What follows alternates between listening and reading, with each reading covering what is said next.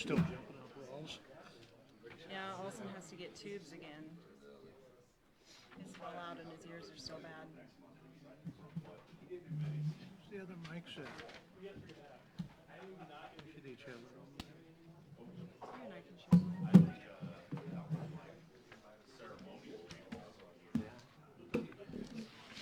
Usually don't like to share, so I wasn't sure. I know, we usually use covers, Peter, in the courthouse. And then we spray it with Lysol. And then you still have to wear your mask. You know, I have a laptop now, but I like most of the time do all this stuff.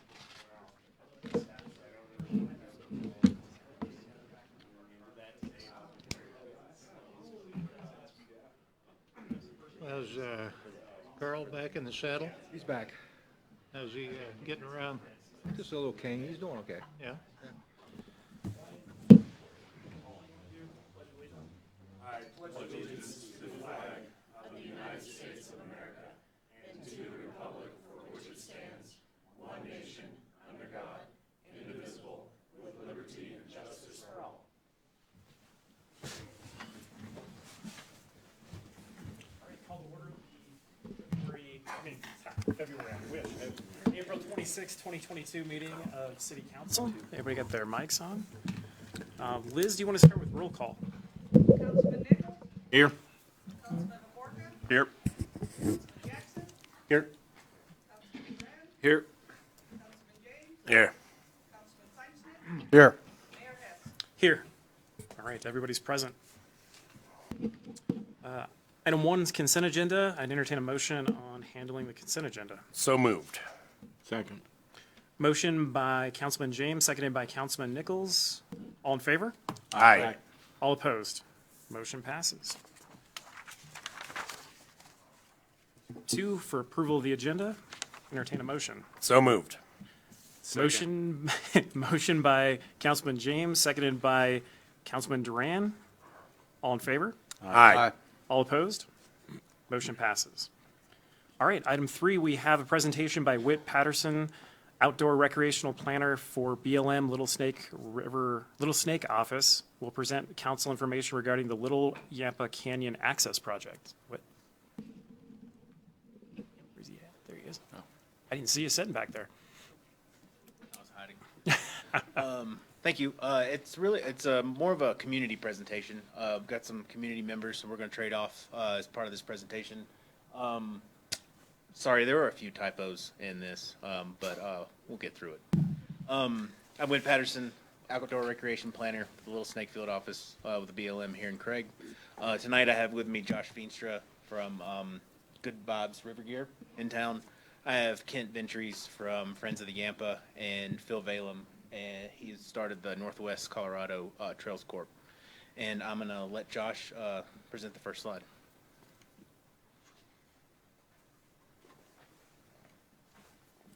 How's it going tonight? It's good. Thank you for giving us the opportunity to talk to you and present this.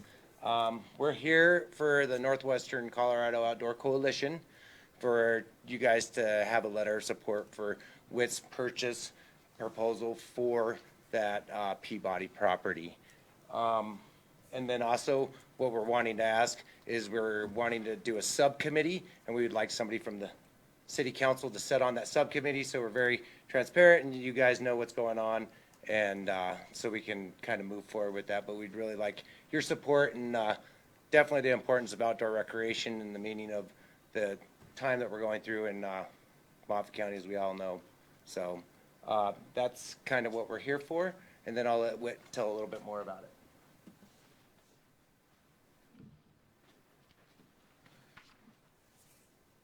So a little bit of background. 1965, the Land and Water Conservation Act was passed, and that allowed for public land managers to participate more in facilitation of allowing for recreation projects, access projects. And then in 2019, the Dingle Act was signed. And part of the Dingle Act, that directed the Department of Interior to develop a priority list of projects that through land acquisition or an interest in land, to secure public land access for federal lands for hunting, fishing, recreational shooting, and other outdoor recreation purposes. As part of this process, the public submits parcels, identifies parcels, and submits them to the BLM, and those parcels are reviewed by the certain field office. So for our field office, the old Empire Mine site was identified in 2020, the first year that this process took place, and those are vetted through our resource specialists on our staff, and then also we vet that do that process with the state office in Denver, the BLM, and then all of that information is sent to headquarters. And for the past 2 years, this property that we'll show a map of here in a few minutes was ranked #1 in our field office. Then this kind of rolls into the Great American Outdoor Act, where the Land Water Conservation Fund was fully funded. There's an amount that can take care of multiple acquisitions or easements for purchase every year, and that list of priority lands is sent to the HQ, and then they work through the funding to fund projects that meet the criteria that we're trying to kind of allow for recreational purposes or conservation purposes, and we're going through that process now. And so another bit of information from our resource management plan in our field office, we had identified that lands adjacent to some of our special recreation management areas, the Little Yampa Canyon being one, we would look to acquire lands that allow for public access to that, what we call it a SERMA. And that's the adjacent land just to the, like the proposed area. And we can go to the next slide. So I'm going to show a series of maps, and we're going to take turns coming up talking about different issues. But as you can see here, the shaded area, the BLM is yellow. The blue is State Land Board. The green and the purple are the parcels in question. Those are what we are proposing to purchase from the Peabody Mining Company to allow for public land, for access to the public land. And what this map in particular displays is how long it takes for the public in the community of Craig to get to the special recreation management area. I'll just walk up here because it's easier. If you're coming from the city of Craig, you're gonna have to drive all the way down to the Colorado entrance and then back up on County Road 17 just to get to an access point. And then you still have to drive another few miles up to get on top of Duffy. And that's just to access this area. What this project would allow for is you to access the land 8 miles from town instead of 30. And I'm gonna let Bill Balaam come up and talk a little bit about trail potential with this project. Hey, so I've started a Trails Club this year. We're a nonprofit group. We're covering motorized and non-motorized trail access and development. We're about 75 members already since we started, so we're a pretty large group. Most all of us are coming together because we're tired of driving 45 minutes to hours away to go ride when we have all of this potential around us. Our closest area to ride right now is Sandwash, which is a 45-minute drive. So when you spend just about 2 hours of your day driving to go ride, it takes a lot away from it, and it doesn't really entice people from out of town to come either, because it's a extra, not just drive to Craig, but an extra drive out to Sandwash. And this area has got a lot of potential for great riding. We've already done a lot of kind of surveying out there and looked at things, and it's a great area for development. Also a mountain biker, and I drive all over the place to mountain bike. There's not a legitimate mountain bike trail in Moffett County right now, so we would really like to develop mountain biking on the BLM land that's out there. There's, on any given weekend in the spring, there's hundreds and hundreds of people that drive through here with bikes on their cars heading to Fruta and places that are developed that have campgrounds and places they can stay and ride.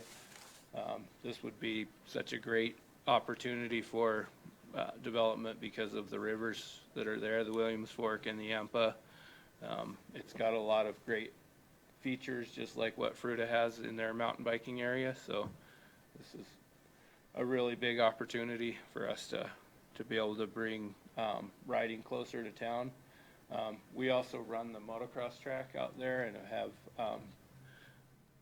we took it over about a year ago, and as you can see, all of the green that leads from that purple parcel back to Craig is state trust land. We would like to, if this land gets acquired, to work on the trail system from town that would lead us out there. I mean, when we're out at the motocross track, we can see that parcel. It's not very far away, so it would be pretty amazing to be able to park there and take off and ride, or work on a trail system out of town eventually. And if we're able to ever cross the river with motorized vehicles anyways.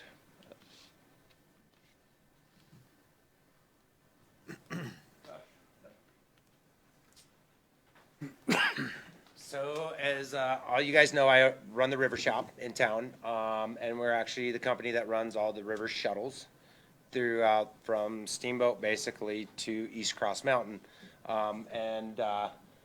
The river mileage from the access points, South Beach is about 5 miles to where this access would be.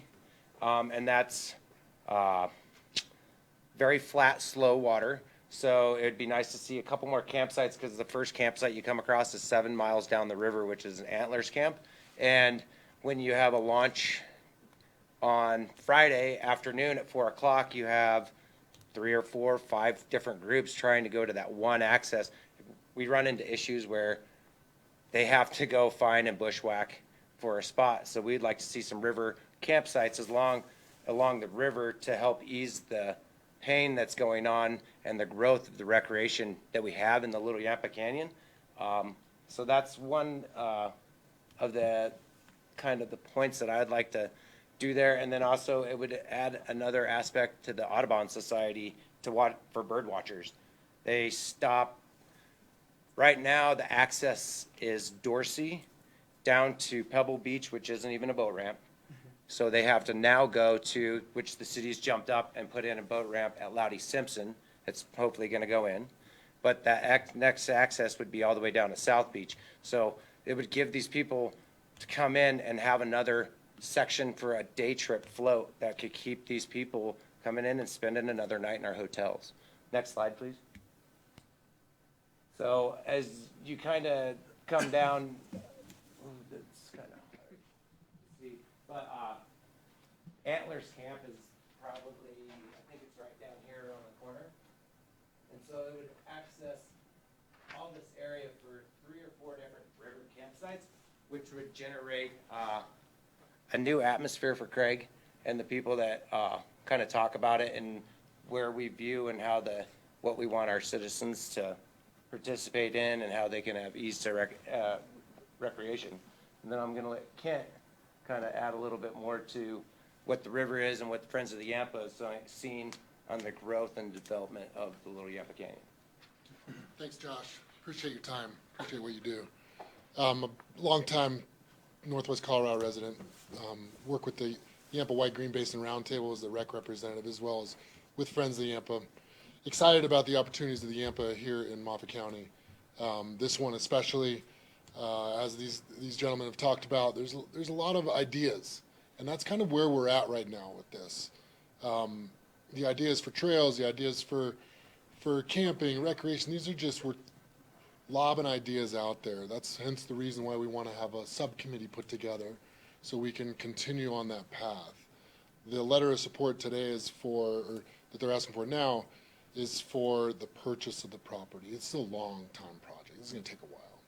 Friends of the Yampa works for recreation and the environment all along the river and its tributaries. We're really intrigued here that this property has the Williams Fork and the Yampa River. The confluence there is part of this, which is ecologically sensitive. There's cottonwood forest along the property. There's probably eagle's nest. There's a lot of opportunity for environmental benefit here, as well as rec.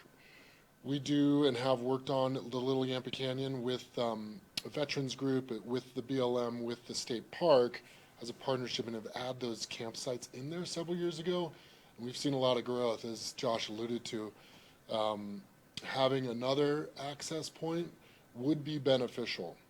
You could put in at South Beach, you could take out at this location. Again, just ideas currently. The Yampa Valley Trail has been proposed for many years. This could be possibly added into there. It comes with obviously some questions, right? What about grazing? What about hay, the development that's been there? You know, there's a lot of things that we need to answer, and a lot of community members that we also need to answer too. Hence another reason why a subcommittee is a great idea, because we don't want to do anything in a silo.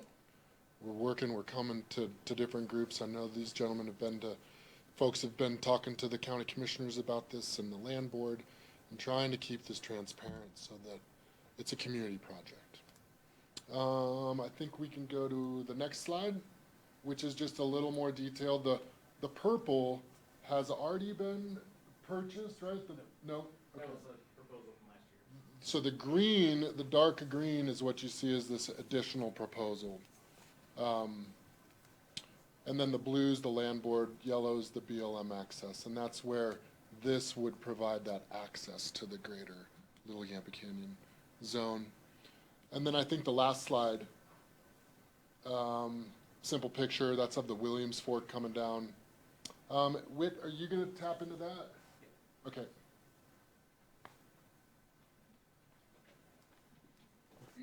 So this is a simple one-pager we've kind of put together to kind of just present a clear narrative for the folks we've been reaching out to about ideas that have come up. We boiled it down to where the site is, the amount of acreage in the proposal from last year, and then the proposal for this year. And all told together, it's roughly 1,800 acres. And we got to that after having discussions with Peabody. So this isn't something that BLM, we cooked up together. Like we didn't cook this up on our own. We had meetings with Peabody, talked about like, how could this unfold? How could we actually get these lands and just get access? Because the purpose of this project is just to get access. But in talks with Peabody, we came to the conclusion that maybe we need to purchase all the lands there in that area from them. So that's the reason for the number of 1,800 acres.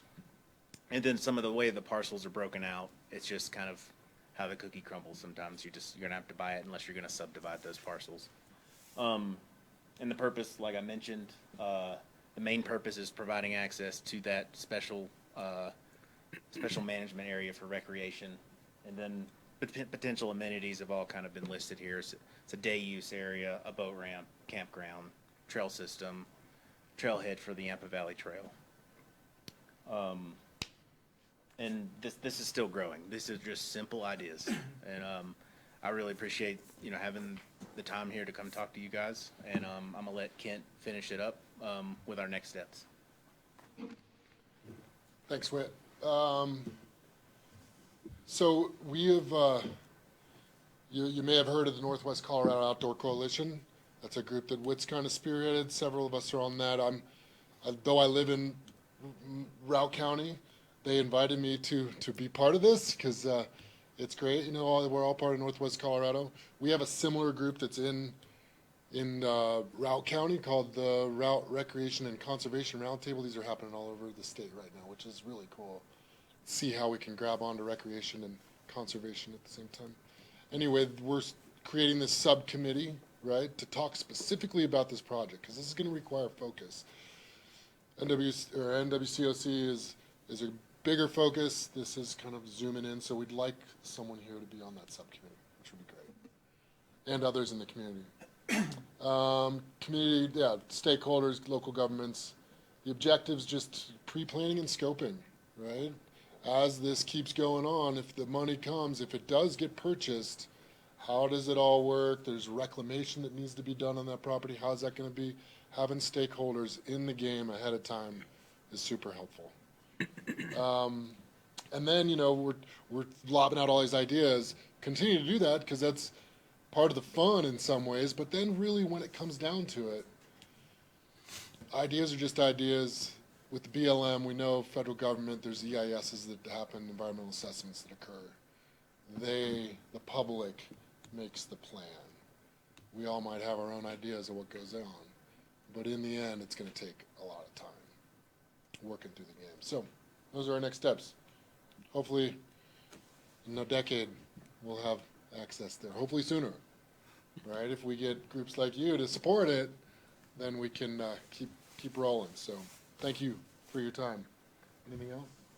Thanks, guys. I do have a question. Yeah, questions.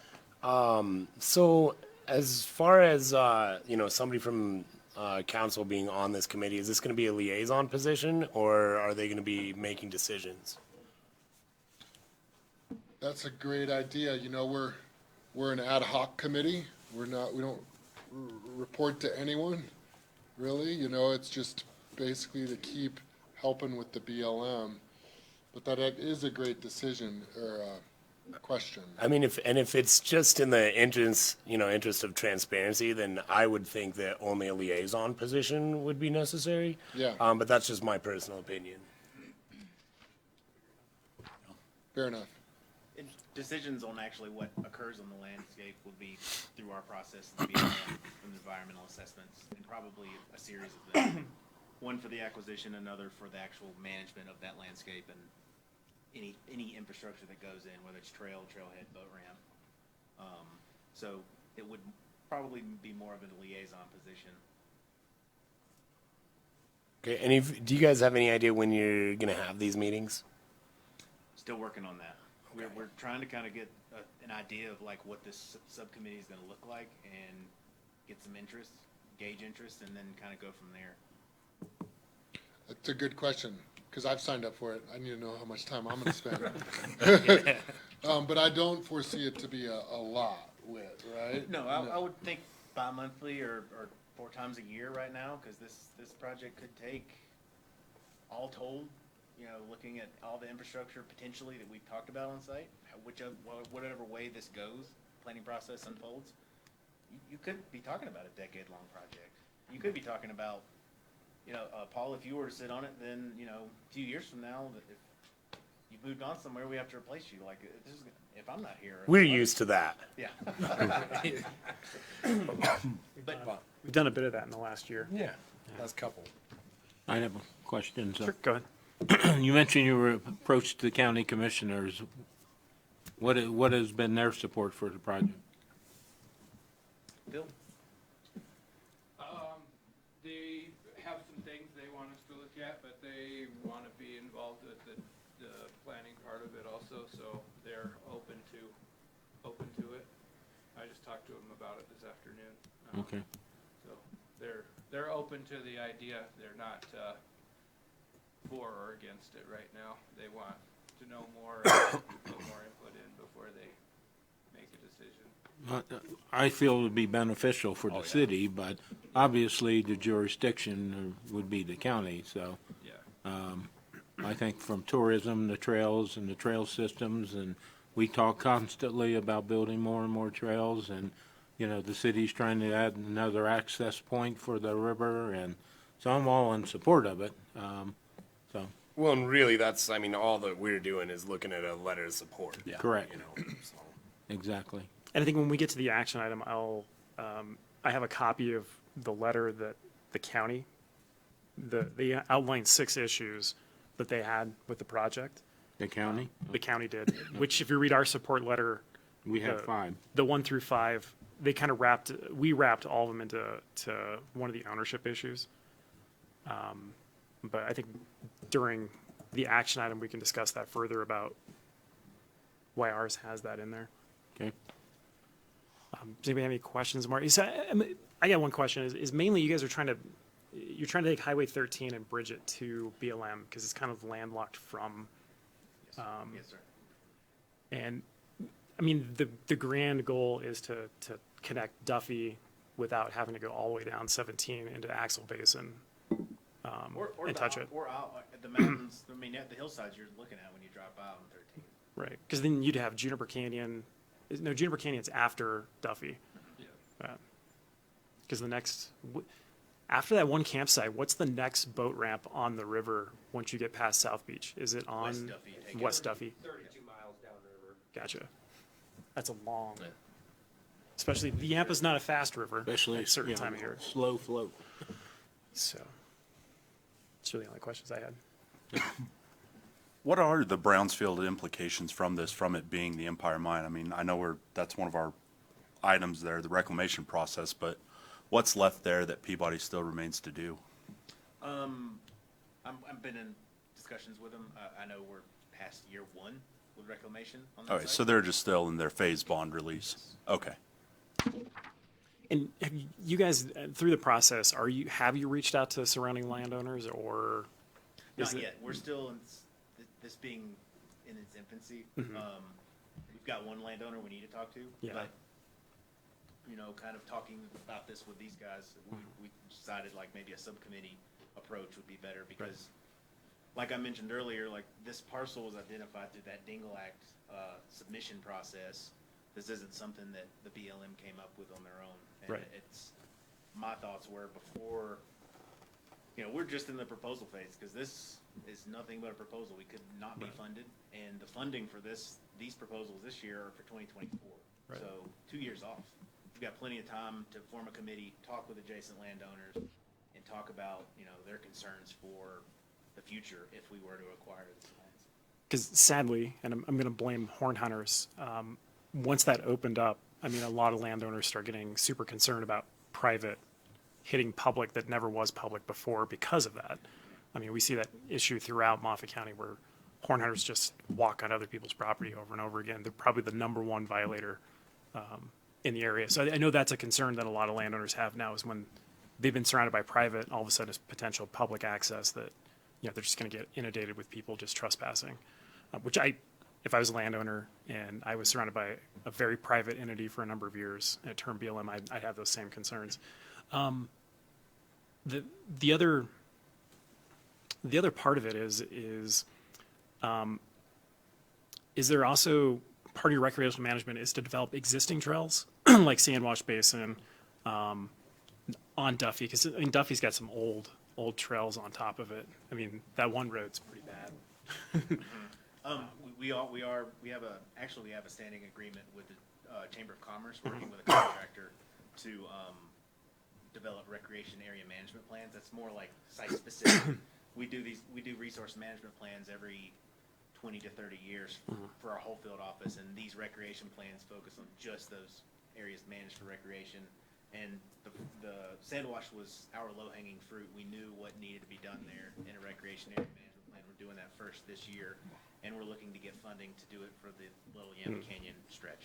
Because I agree with Coming Phil. years. I agree with Phil. I think it's sad that the number of dual suspension mountain bikes you see coming through, they go from Steamboat, Park City, go into Vernal, go into Moab, and there's so many places you could ride here that if it was developed, that would be awesome to have. I think it's sad that we don't capture some of those people. But we'd be looking at some of the adjacent lands to the proposed lands. Yeah. That we would purchase to build a trail system of any sort. Right. It all comes out in the wash with the planning process. What kind of trails do we want to see? Right. I really wish Forest Service would come up with the same ideas. So, any other questions for these guys? Well, we appreciate your time. We're going to have that action item for that letter of support later on. I don't know if you guys want to stick around for that for more questions, but, there might be some pop up. I don't foresee any, but just a heads up. Thank you. Thanks.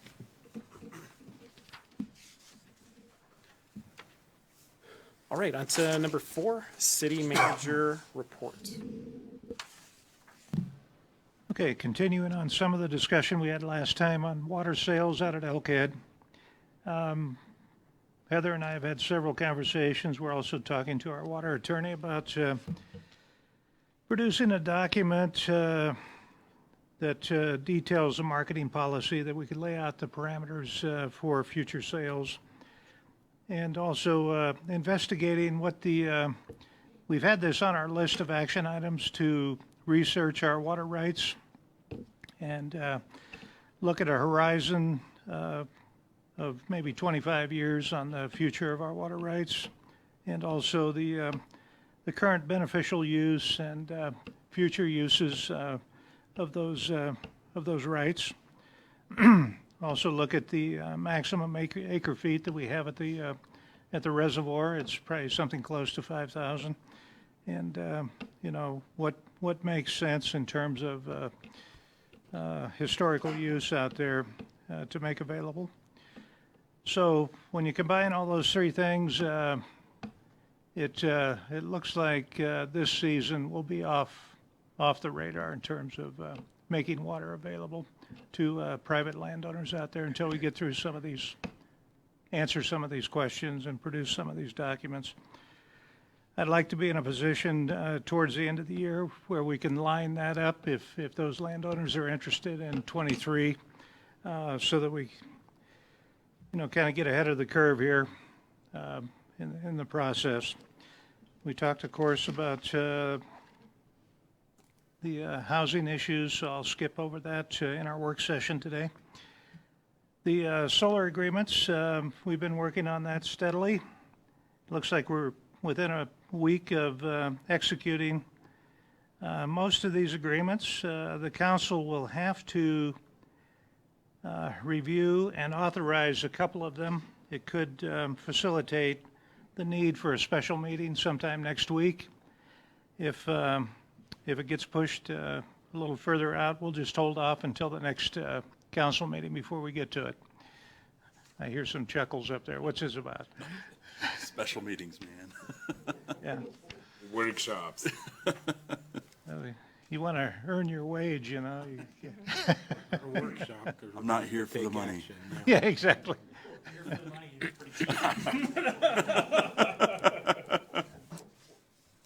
Heather, do you have any comments you want to make on that? So, there's been a lot of back and forth and a lot of work that's gone on into the agreements that we would be asking that you guys review. We would likely bring in the council that we've been using, the outside council that we've been using for review of all of these agreements that we and the partners are involved in. I will say it's been a trying process, and they certainly speak different languages than most of us. So we would like to have, that special meeting to basically be able to devote that time that would, I think, take to kind of get you guys on board where it's a good understanding and you guys are comfortable with these agreements. So I think that's pretty much the update that I would have on the solar agreements. Just a quick question. What about it's an ag lease, the ag water lease that you guys are looking at. Is it watering existing ag production, or is it adding to some ag production somewhere?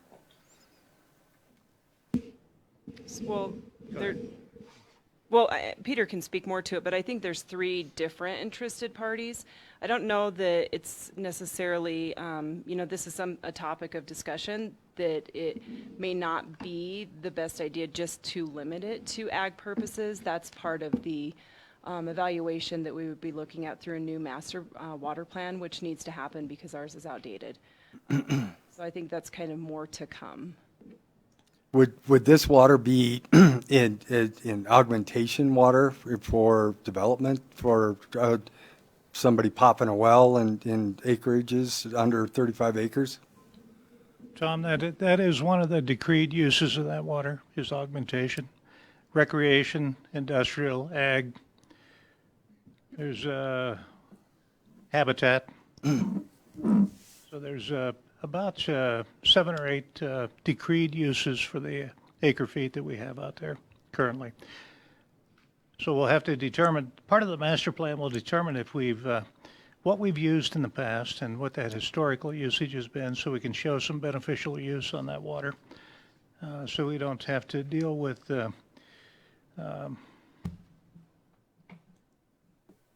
not demand. The abandonment. Abandonment, thank you. So we don't have to deal with too many abandonment claims on our water use, but this will be a good process for us. Like Heather said, it's overdue. We're at about 25 years on since the last evaluation of our water rights. In fact, we are at 25 years because it was 1997, and so we are at the horizon when we need to have that document in place so we can defend our water rights. That sounds great. It just wouldn't it be true that if we did get into selling water for augmentation purposes, that those new homeowners that build on these 5-10 acre properties would be dependent on that augmentation water from now on? I don't see that happening because we have the ability to produce 12 million gallons a day. Our average is 1.7. There's plenty of flow in that river to produce a lot more water than we currently deliver. So in terms of domestic use and commercial use, the need for augmentation is next to nothing.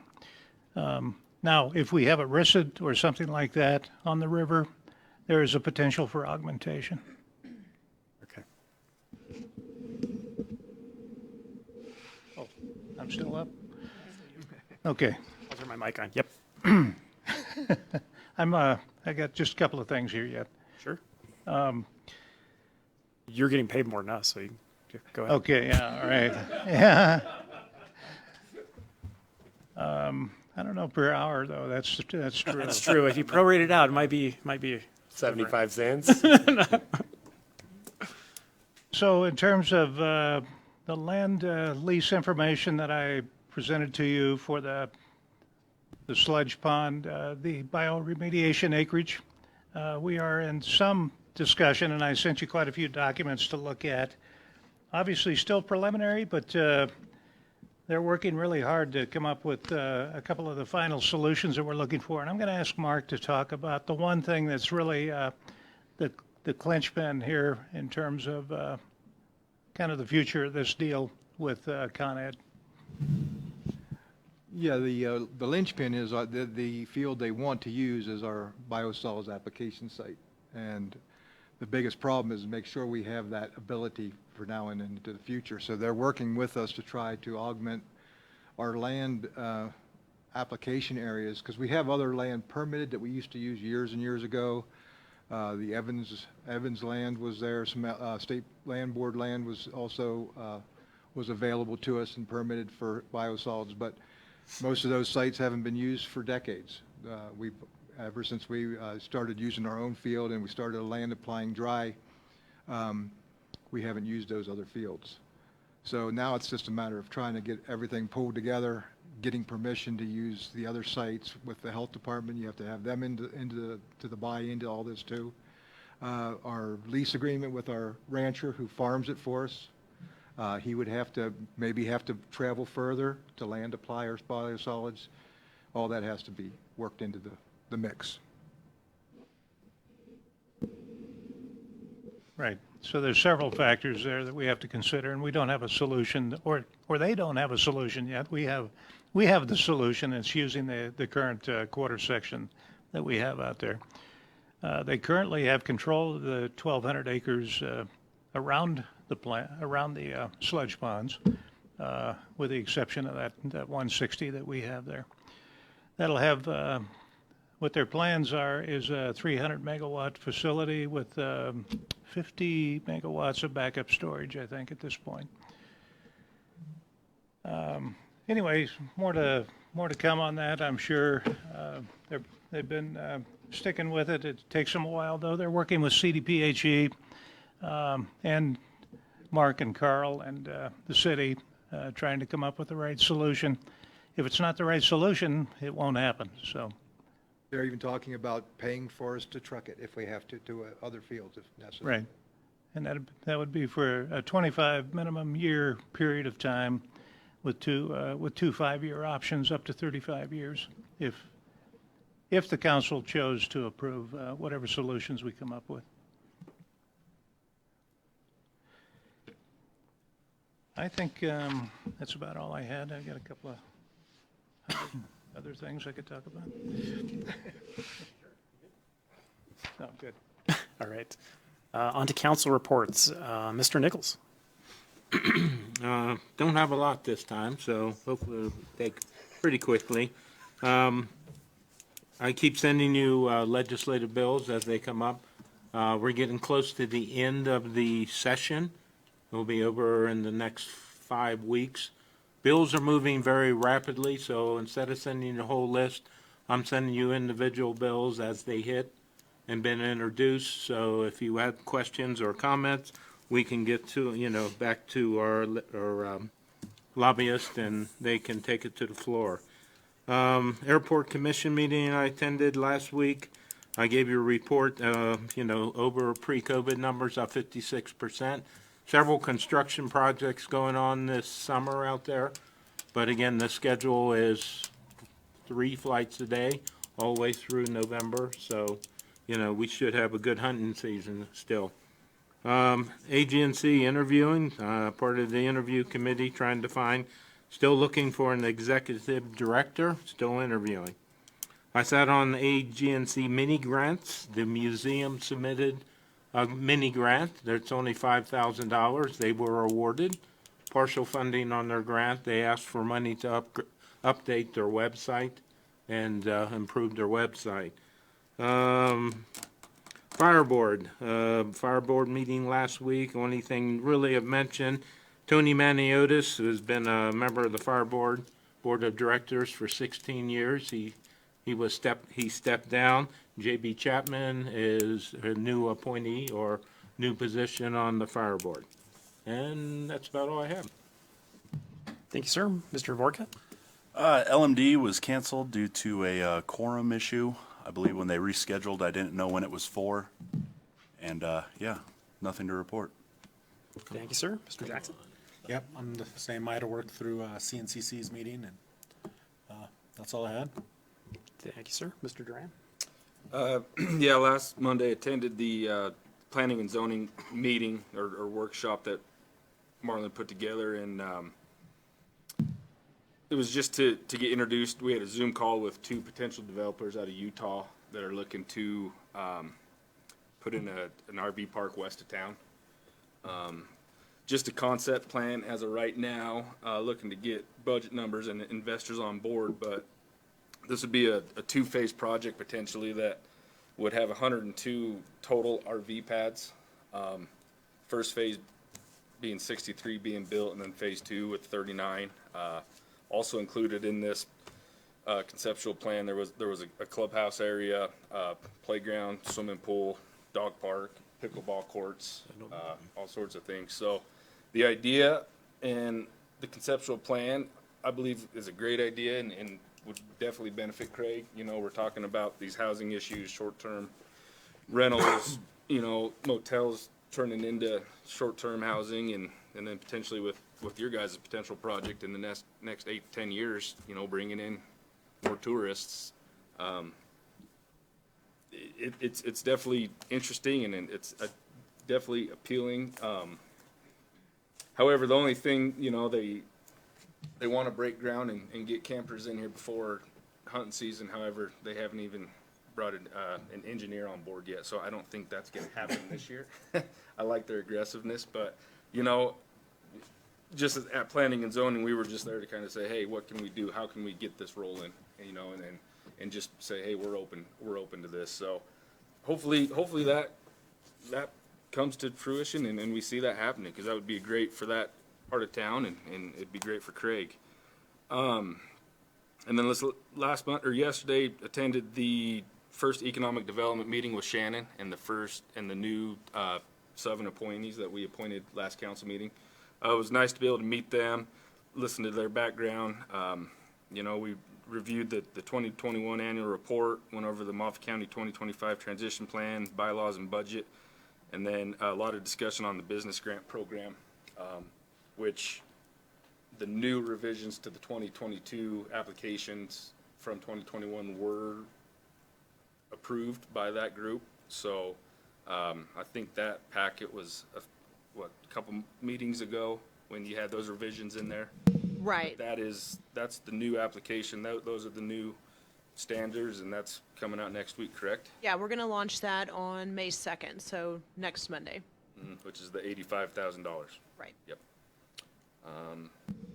And other than that, I was just going to compliment Ryan. The trees at City Park and Fortification Creek, I can't believe how well that cleans that area up. I've lived here my whole life, and you drive by it, and then once they trim them and maintain them, it really makes that area appealing, and it looks really good. So it's amazing. So I'd like to see that, and that's it.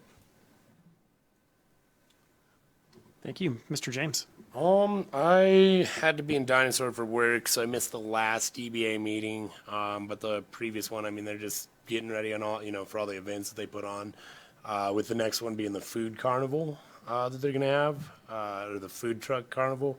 It's going to be May 7th. And then we had a Moffett County Tourism Association meeting where actually we discussed the Little Yampa Canyon Access Project, a couple other minor things. Other than that, I actually am going to show up to the charter review on Monday. So pretty excited for that.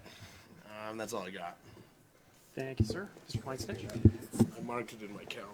Yeah, looking at what we may approve later today about what liaisons were assigned to, I did go to the county commissioners this morning and just discuss the possibility of me being the liaison to the commissioners, and they had no problem with it, with a frank discussion this morning. So that would be something that I would take on and be responsible for. I was at the meeting this morning. They did have 6 public comments concerning voting machines. This was that the commissioners approved a day of prayer for today being the day of prayer for the county. Road and Bridge report was interesting about all the different county roads that are being used on, and we don't need to discuss that, but I did find it interesting that the Road and Bridge is using some aluminum culverts to go in, and some plastic in some places. That must be quite expensive, but mitigating some long-term, looking at the long-term and making some things work. Apparently things aren't working in the long run. And they've reached a final agreement with the EMS licensing, and that is finally coming together, and it looks like there's some agreements that will be coming forth there. I was able to attend the LMD meeting that was put forward, and as a possible backup for that, just to to report the mural in the town of Dinosaur was approved for $4,000, a minor thing. The town of Dinosaur itself was approved for $15,000 for some wayfinding signs and some banners to help the place look a little sharper. They have a dinosaur event that'll happen this September that is a rodeo. The LMD did approve $15,000 to help promote that event. So there'll be a rodeo on the west end of our county in September, which is nice to see them coming up with some events. And then the Root Rocks rodeo, reggae, June 18th, was able to secure over $13,000 in funding for their initial event as they're coming together to have that event in Loudy Simpson Park. So those are the minor things that they did at LMD, but the big winner was $150K to support the Riverfront project here, supporting the city's grant for what's there. I find that personally very exciting, and a real thumbs up, and I did commend in public comment to the LMD board and thank them for their leadership, because that was very nice in my opinion. That's all I have. Thank you, sir. So my last week was the Congressional Welcoming Committee week. Senator Bennett and Senator Hickenlooper were both up here in the same week. They get a brief recess, so a lot of them come out and make their rounds. Senator Bennett, I don't know if anybody knows that he supported the courthouse project, I think $4.6 million towards that project in congressional directed spending. He came up to take a tour of the building. It was a very good meeting. We each spoke to him about the things that Craig and Moffett County are doing. There are a lot of good things on the horizon, both from the federal and state level support of projects that are in Moffett County. Some of those, I think, have some decent employment numbers potentially attached to them. His office, Matt, who's his aide in this area, have been very open to helping our area with the transition. Monday, we had a meeting with Matt and the county commissioners. We discussed some proposed legislation that they're trying to get to the final revisions. This Thursday, we're having a follow-up meeting with that, with some of the things that we voiced. I think it's very good that the commissioners and the city were able to actually influence that bill to where there might be some language in there that's going to greatly help communities like Craig in patching up that bill to where it's not as partisan and not as political as it was before. Was it the next day? So Wednesday, Bennett was here. Thursday, Senator Hickenlooper. We had a meeting at Loudy Simpson to talk about the area. Almost every county and city was represented from the northwest corner. So the commissioners from Rio Blanco, I think, were the only ones that were missing. We had the Rangeley mayor of Hayden. I was there. Peter was there. The city manager from Rangeley was there. And then a commissioner from Routt County. At the airport was there. Josh Veenstrom was there. John with the skate park was there. And we all got to kind of talk to Mr. Hickenlooper about things that were going on in our area. It was very productive to see what everybody has going on in the area. I proposed another regional meeting with almost those same people to where we all can discuss what we're doing. It goes back to the same thing where Hayden and Routt County may be doing something that directly ties into something that we want to do, and we can support each other to get those pools of money. It looks better for us than us trying to do a project, and then the funders are looking at two separate entities asking for the same thing and not talking to each other. They were very encouraged by the joint meetings between the city and the county. They thought that was phenomenal that we had started doing that, and they recognized that with the latest letters of support that came through the congressional directed spending. I've had conversations with Peter on higher education in Craig and housing. We've had a couple side conversations about the best way to start actually putting actions together within that 2025 vision plan. Monday, we had a meeting about the skate park. The main concern was how do we start this? That group is going to come to us probably in the next month with another workshop. They haven't started any funding yet, but it looks like the city it looks like the county is willing to lease a parcel of land from the Loudy Simpson area, and we're just having the discussions on what that looks like on leasing that, getting it built, and then what the management looks like after it's built. So those were pretty productive conversations, and I think that was all my week and a half. There's a couple other things that happened, but that was the main part of it. I did get a thank you letter from Yampa Valley Kids, from Samantha Wilson, thanking us for the support we gave during the COVID outbreak. I think that's all I've got. I'll open it up to public comment number 1. Just a reminder, this is a 3-minute presentation. If you do have a longer presentation you'd like to do before us, you can get onto the agenda by reaching out to Liz. Anybody who would like to speak can come up and talk. Really be having public comments? All right, seeing none. Public hearings, we don't have any. And on to number 8. 8A is a resolution number 8, 2022, a resolution approving appointments of city council members to various committees and boards. Peter? Well, I think we tried to get everybody in the slots that they've asked for, but as you review this, if there's an opportunity here to make those adjustments, now might be the time before approval. I have one correction. Okay. Zoning and planning, you show me as the primary, and it should, Derek Duran is primary, and I was secondary. Thank you.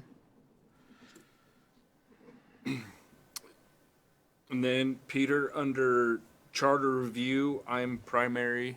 I don't know if Paul was primary. Sounds like he is, but I can definitely be secondary if need be. Well, I mean, you can probably just show up too. Right. I mean, they're normally just discussion over. Yeah, I'll show up when you don't show up, but. Well, the problem is I that forget they happen. Mondays are always super hectic for me, so I will not remember to tell you if I forget that they're going. Okay, I've got those two. The Economic Development Group is got a primary with Derek, Councilman Derek, and then we have the 7 committee members. Would there be any reason to put another councilman as a backup there?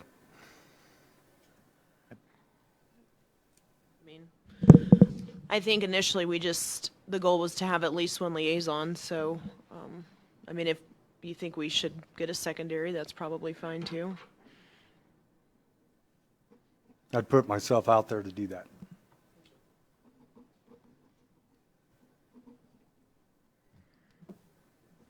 Okay.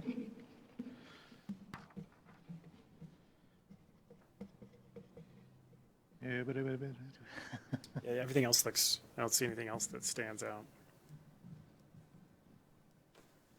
Anybody else have any more modifications to the, CNCC one isn't, I haven't met it those times. They've been getting a hold of me, but I'll let you know, Derek, when that is.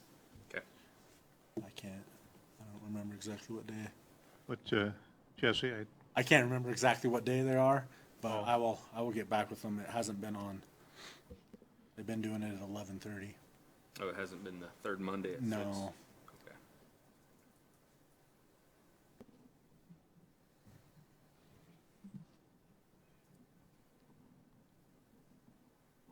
we can look into that. Yep, I'll do that and get a hold of it, Okay. and then I'll let you know too. They've been emailing me, so. Ryan, I guess, or Peter, would you know who I need to get in contact with the victims advocate? Megan, from Franconi. Francone. MRH. And I don't know, I think it's been a while since they've had one. Does she usually email you when they do, or? I reach out? haven't heard anything from them. I'll introduce myself. So they exist under the community clinics, and I sit on the community clinics board, and we haven't had a meeting in a long time. But I don't know what the advocates do separate from that. Is there any other changes to the Exhibit A? Exhibit A? Exhibit A. Is that Exhibit A? Okay. With that, I would entertain a motion. I think we can just move to that Exhibit A is going to reflect the modifications we've done tonight. Right, I'll make a motion to approve Resolution 8, 2022 with modifications as listed to Exhibit A. Second. All right, I have a motion by Councilman Nichols, seconded by Councilman Hovorka. Any further discussion? All right, hearing no further discussion, all in favor? Aye. All opposed? Ayes have it, motion passes. 8B, discussion letter of support for the Little Yampa Canyon Access Project. The letter is included in our file. The commissioners supplied me with a copy of their letter. It's fairly short. I think the germane details to it is the 6 things they outlined was that Peabody's in the first of its 10-year reclamation bond. So they had concerns on what the reclamation efforts would look like with that bond being in its first year. They were concerned about the affected landowners around the area. They've also raised concerns about unfunded need for multiple property improvements that are outside of this existing BLM. They had a concern with Caldwell has a railroad that's a private property easement, the right-of-way that goes through there. And the other one was the net loss private lands policy that the county has, in essence, that if anything's moved from public to private, or private to public, that it's not lost off the tax roll. So those were their main concerns. The discussion that Peter and I had is, and just kind of throw it out there, is we felt that this is something that we could support as long as, there was the understanding that there was concerns from the county who, this exists within their jurisdiction. So I just wanted to throw that out there, that the commissioners had approached me and asked that I did give you guys that information, that they had some concerns about this project and just wanted those voiced here. So that's just liaisoning their position. But we can take a motion and have further discussion. I just felt that was needed before we jumped into it. I'll make a motion to approve the letter of support for the Little Yampa Canyon Access Project. Second. Motion by Councilman Duran, seconded by Councilman James. So further discussion. Do we want to address it in our letter? There's one more point the county is asking for, or add that? I mean, I think ours covers some of the Pretty main much the issues. same. You know, I think the adjacent property owners with Caldwell having that easement, I think it kind of covers in that. I mean, that was one of the things they brought up with is that with the rail line coming through there. Right. I think it covers it. I mean, I feel the way the letter is worded is that it echoes that we feel those concerns need to be at least addressed. Right. But the overall project is definitely beneficial to our 2025 vision plan. Agreed. Well, and I agree with the concerns, but like the other side of this is that just our support doesn't really do anything. And I mean, if this is going to be, if it goes ahead and it's going to be a decade-long process, you know, I mean, we're not even going to be probably to a place where those concerns can get addressed for quite some time. Right. You know, where you know, it's going to take time, just even in the beginning stages of this, just to talk with all these people and, you know, for them to, you know, talk to the landowners and see how this is going to go before, you know, I mean, we're so far off from it even. I think just like a general letter of support addressing this concern, I don't really see any problems with it at this stage.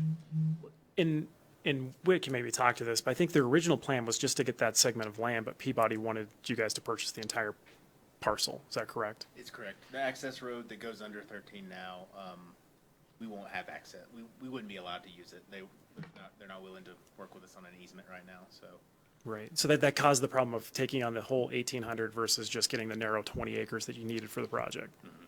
So it was one of the things that happened was, you know, the landowner didn't want to do this piecemeal. They just wanted to sell it all. That created some of the land ownership issues because, I mean, the other one is the it's used for an agricultural lease. Somebody runs their cows on it. But my understanding is that BLM has kind of addressed that and said, hey, you know, we can still have grazing rights or grazing leases on the you know, what other 1,800 or 1,760 acres you guys aren't going to touch or whatever. We're a multi-use agency. I mean, that's definitely going to be part of the subsequent planning process. And the good thing about extending this parcel to the other parcels that are part of this 2024 proposal is potential for river access and boat ramp. You know, that's a plus. And we could use more than 20 acres. There's a lot of great flat land there that provides for great camping and staging area and places for people to get outside. How would you access it if you can't get that road down under? Oh, that's part of that's why we added the. Okay, that's why you Yes, added sir. it. I thought, yeah, okay. Because my conversation with Peter, they had a meeting yesterday, and he felt that BLM was fairly open to addressing these concerns. You know, this is really early in the project too. I think this is the other thing is a lot of people are thinking this is going to happen tomorrow. This is just, hey, you know, if I was going to do a project like this, I'd want to know who the big government entities around me were okay with it. Because if they didn't support it, then, you know, you're kind of, you know, tempted to get pitchforks. river? Yes, yeah, sent up the river. Well, even, you know, the initial discussions need to address these. Right. Right, so the fact that they're listed, so we'll go ahead and call the question. Another point that should be, it maybe not need to be in the letter, but it was brought to me that this property might be an excellent place for interpretive information for the coal industry that's going away, and the people that have worked in coal and having interpretive information about the Empire mine site and other things that might be there. That it probably doesn't need to be addressed here, but as far as us presenting this as another, this might be the ideal place to put a marker down that this industry was here for a while. People toiled. This is part of our history. We might even ultimately name some of it for some of the characters or some of the people that were historical figures in that industry. So I think it's another point that could be a great asset for it in the future. It's a huge opportunity to showcase reclamation. Right. I mean, that is something that we just, as the coal industry, we don't get enough credit for. So this is a massive opportunity to showcase that. Well, I think that's to the point of that, to go to helping the mining industry, to show that that parcel was once used as a strip mine and then has been reclaimed back to its natural state and is now used as public land, as recreational area, shows that mining can exist in a community and you can return the land back to the way it was. And I think it goes to our cause, saying, hey, you know, as much as we're told we're damaging the earth, we're also putting it back like we left it. So I think that's a great point. Yeah. Any further discussion? All right, hearing none. All in favor? Aye. Aye. All opposed? Ayes have it. 8C, discussion and approval of Economic Development Advisory Committee bylaws. Heather or Shannon or Maybe both. both? Thank you, Mayor. So as council is aware, now that we have a fully functional Economic Development Advisory Committee, in order to make the meeting process more formal, we'd like to get some bylaws adopted. So when we were proposing this committee to begin with, we kind of piggybacked off of the Parks and Rec Committee. So again, it's serving as an advisory capacity to council. And essentially what we did is we took the Parks and Rec bylaws and manipulated those just a little bit so that it now reflects economic development. So you all should have a copy of the bylaws in your packet. As Derek mentioned, we did have our first advisory committee meeting yesterday where we reviewed these bylaws with the committee. And we did have one recommendation that we'd like to make to council that obviously happened yesterday, which is not the copy that you guys have in your packet. So if you look at Article 9, Section 3, that currently reads, none of the following persons or entities shall be eligible for a grant or assistance from any board during his or her tenure or for 6 months thereafter. And we think that any is actually a typo and it should read the board. So essentially any board member that's serving in the capacity for the advisory committee won't be able to apply for grants that the EDC is overseeing. So other than that, what you have before you is what we're proposing for approval. And myself, and I believe Heather, will be happy to answer any questions. Is there, one of my concerns was that there was often money spent that was not brought back to council for approval. Did that get addressed in there? I think that's how we'd like to do it, is obviously we get the funding approved at the EDC level and then it comes to council for the final ratification. So you guys would get to see and approve those final dollar amounts. So like anything going out of there would come back to city council first, right? That would be the plan, yes. So as far as like business grants, if we have any more COVID relief grants and things like that, so. Yeah, because I don't think the bylaws empower them with anything to distribute any money. I just always had a problem with that. I'm sure no one, I'm sure this is the first time anybody's hearing about that.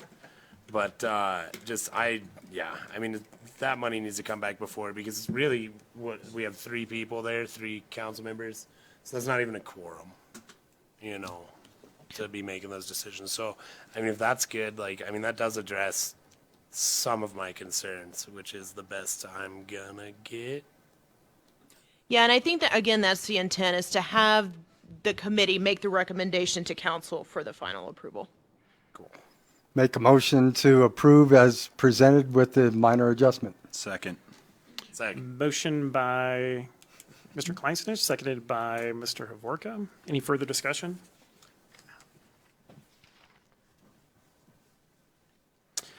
I was just going to add one thing is I think these bylaws, some of the concerns that Paul and I've had in the past with conflict of interest and limiting power, I think this definitely makes this program a lot more professionally done, and I think it's more accountable to the public than it has been in the past. Any further discussion? Hearing none, all in favor? Aye. All opposed? Ayes have it.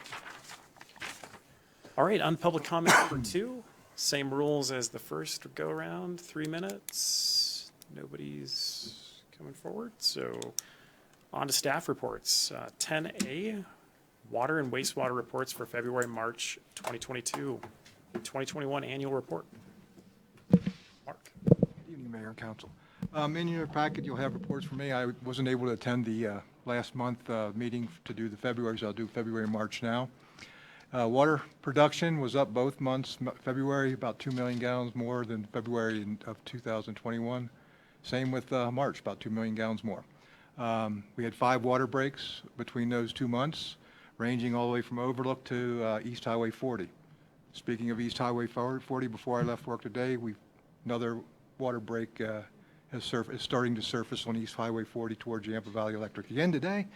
So what we're going to do is we're going to shut that off tomorrow, put in the temporary water systems for YVEA and the house on the south side of Highway 40, and let that line drain. Anson's due to move in next week, mobilize next week, and start removal and replacement of that water main. So wastewater, we jetted about 5 miles of sewer main between the 2 months. Otherwise, there's normal operations there. A few backups, but most all of them were homeowner issues. So, annual report.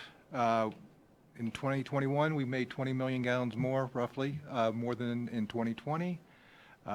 There's a lot of numbers to digest in there, but you're more than willing to take a look and ask any question you want. We put the solar panel systems in. A lot of projects that we tried to undertake in 2021, both water and wastewater, were delayed until this year. The water main replacement program was one of them. The sewer main rehab of the alley between Stout and Steel. There's still 2 things left to do, 2 manholes to line, which they're due in middle of May to come and do that.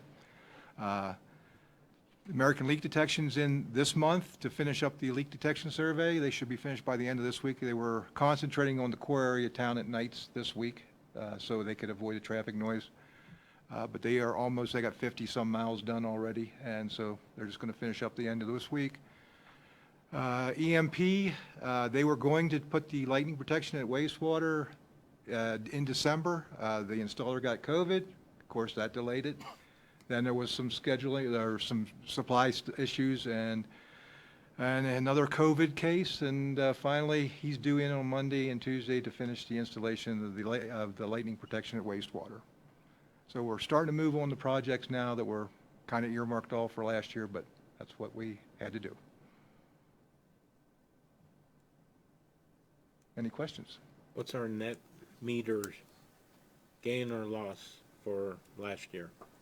Well, he didn't even put anything to do with the solar system online till about the middle of December. No, I mean, service meters, I'm sorry. Oh, service meters? I'm not sure what you mean by that. What our production was 615 No, million? I mean, are we gaining or losing customers with Oh, on the customer side, that's more financial end. Customers, I would say we're gaining a little. Production was up 20 million gallons, but not a real negative. I mean, if you look at the spreadsheet on the annual report, right, we were 620 3 years ago, then we went down to 540, then 570, and now we're at 615 for last year. So we're still just hovering around that 600 level. We haven't gained much production-wise, and either on sell, I don't think much. To be honest, it fluctuates each year, depending on demand, depending on how dry it is, everything else. Last year, we had to call the river for a couple-week period, which slowed things up too. People don't want to water when it's like that, and plus you can't really afford to water lawns then. So, how does a call on the river affect the city? it doesn't affect our water rights. Are senior enough that we are okay. I don't have to put the drought contingency plan or water conservation plan into effect unless it would get real severe and they'd start backing off on a lot of users. Then I would think we'd want to be good stewards of the river and then have to shut down some of the operations, whether it would be, initially it would be our own. We'd have to back off on Parks and Rec's use of water, which is a substantial amount of water. They use close to 10% of my water production a year, and that's all free water. I mean, they don't pay anything for it. It's just part of our contribution to the city's park system. They use at least 10 million gallons or better of water a year. Mark, we actually did ask Park and Recs. That's right, we did the have. school district. And the to school curtail district their to stop use, this last year. and they did. They cut back for a few weeks, and then it became evident that that wasn't going to become an issue. So Yeah, and the school district, though, they do pay, but, yeah, Parks and Rec do not. Yeah. Just in So they did, I forgot about that. We did ask them to back down for a little bit last year.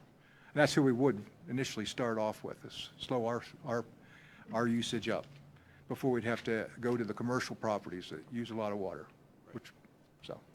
Because those are some of the conversations that Peter's brought up about, Rangeley had a system where they used an old plant, correct? And an old storage system to bring water off the river and then use it for park infrastructure, for like the cemetery.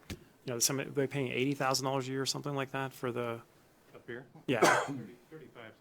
$35,000 a year to water the cemetery, that if there was some way for us to bring water from the river and use it for parks that doesn't go through, that bypasses the treatment Yeah, system. You couldn't tie it into the treatment, the potable water treatment, because then it would be a cross connection, you're using river water. Right. So you'd have a whole new infrastructure to have to deal with. Yeah. That's a bad thing there. That's a substantial amount of money too. You might not have to bury it as deep, but you still have to have piping and everything else that goes into effect, pumpage.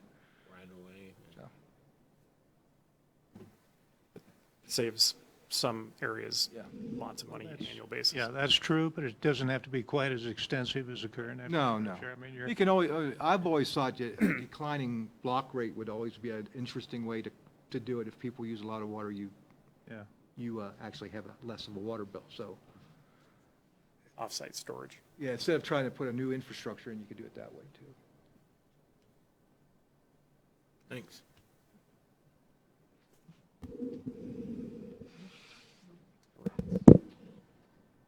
Finance report, March. Here we go. 15 minutes, Katie. I believe in you. No, 5 minutes. No pressure. Hey, I am Sure. 7. It's early. Excuse. All right, so for March, we'll start with general fund expenditures. We're about a quarter of the way through the year, and 12% of the 2022 budget has been spent.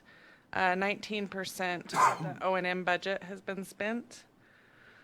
Most departments currently are under budget for the year. Many are running lower compared to prior year.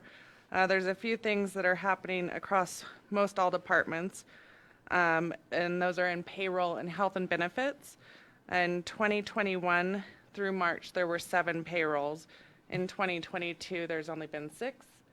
So we have 3 in the month of April, so that variance will start to level out in next month's financials. On the health benefits side of it, those are running lower because of the budgeting decision last year to utilize some of the medical benefits fund to offset the increase in medical premiums for the year. So that's going to continue to be a variance throughout the year. When we start looking at individual departments, Public Works, 29% expended year to date. Expenditures are 33%, 8,400 higher compared to last year because of the retirement of the previous engineering tech in that department. General services are about 33,000 lower compared to last year because we had to purchase a new server last year. PD department, in addition to the payroll variances like the other departments, their payroll is even significantly lower this year than last year because they had the retirement of the 2, the police chief and the commander last year. So with that came the payout of their vacation and benefits there. Some of their other variances in that department this year, training and education is up about 35,000 compared to prior year because of the students in the academy. Other professional services are down about 60,000. Fixed charges are for the drug enforcement are up 16,000. That's a timing variance that'll level out throughout the year. And service maintenance contracts, as you guys are aware, are up 15,000 over prior year. Road and Bridge Department, 18,000 spent year to date, 39,000 lower than this time last year. Other than the payroll variances, fuel is higher than prior year by about $10,000. Street lights are up about, the electricity for street lights are up about 11,000. and repair and maintenance for vehicles is up by about 5,000. Question on the street lights and the increase. Electricity costs. I know they just replaced one by my house with LEDs. Is that something that they're going to be doing to help cut this cost some, or Yes, as they come up. as they are worn out? Okay. All right. They also saw an increase in rates since last year, too. Right. Yeah, the rates have gone up. Yeah, we're all aware of that. Yeah. So operating expenditures for 2022 are less than 2021 by about 351,000 because of those areas. General fund revenues, we have about 14% of the budgeted revenues received, 12% or 299,000 decrease from prior year. When we start looking at the individual areas of revenues, taxes, city sales tax, we're about 12%, 210,000 increase from prior year. Moving on to intergovernmental revenues. Increase of about 10,000 from prior year. Grant reporting here is only due quarterly typically, so we'll start to see some revenues coming in this area in the next month or two. Charges for services, parks and recreation. Major change here. We had a change in adult sports, 4,200 increase over prior year, primarily because we didn't have adult volleyball last year, so that's a good thing. Fines and costs are about 5,100 increase from prior year.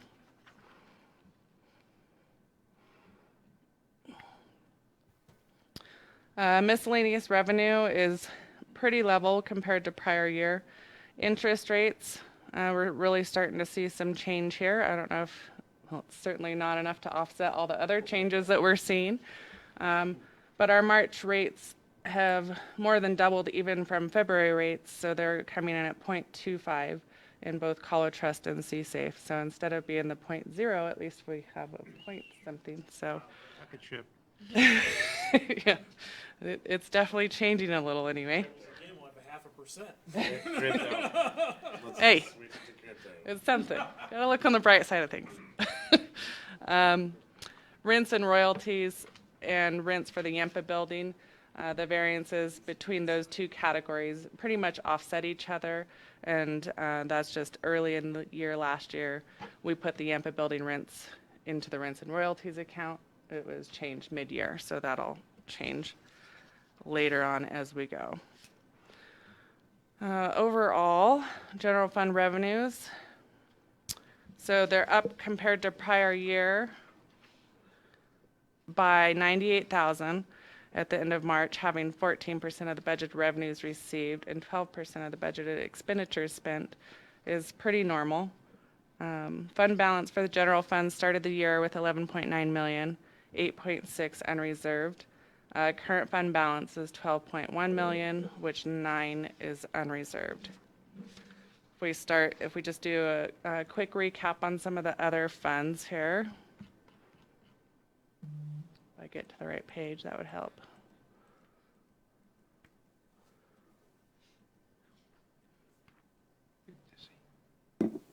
All right, so the capital projects fund. Almost there, I promise. Fund balance started the year at 453,000.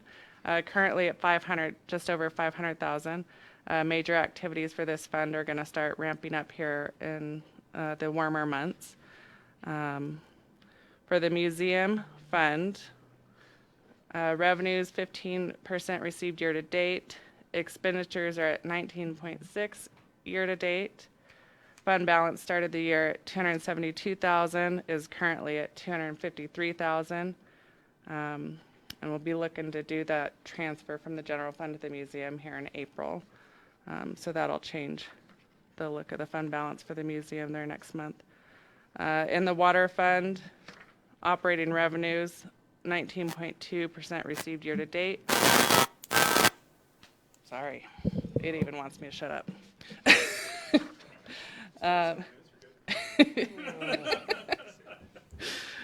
Operating expenditures are at 21.2% year-to-date.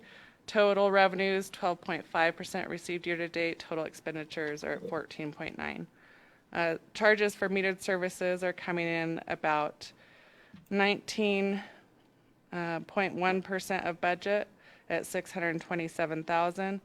Unmetered water sales are at 20.4% at $19,000. And the water sales will significantly increase here in the warmer months, typically. Wastewater operating revenues at 24.6% received year-to-date. Operating expenditures are about 22.8% year-to-date. Total revenues 15.9%. Total expenditures 10.9%. Charges for services are coming in at about 24.5% of budget. Pretty much right in line there with the budget. Solid waste, 25% received year-to-date in revenues. Operating expenditures are 21.5% year-to-date. Total expenditures are at 13.9%. All of the charges for services for solid waste are running very close to budgeted amounts so far for the year. And then medical benefits fund, already have kind of covered why we are seeing a decrease in the fund balance there. It's because we're utilizing some of those funds to offset the medical expenses for the year. And then at the very end, so this is in an effort to capture what was requested, I think 2 meetings ago, with the projects and keeping track of what has already been awarded on the projects from the different bids in the council meetings. So it'll show the budgeted amount, anything that was adjusted to the budget, whether it be by the carryover or a resolution, your adjusted budgeted number, and what has been awarded on those projects to date. So hopefully that will help. I'll just have that be part of the financial package going forward. Is that? Perfect. Love it. Okay. Any questions there? Any questions? I just have a statement to make, I guess. I always used to look at sales tax revenues being an indicator of our economy, how well our economy, local economy is doing. But when you look at inflation, you're looking at the major media, they're saying it's 8.5%. If you believe that, if you go to the grocery store yourself, you know, Yep. you feel like it's much higher than 8.5%.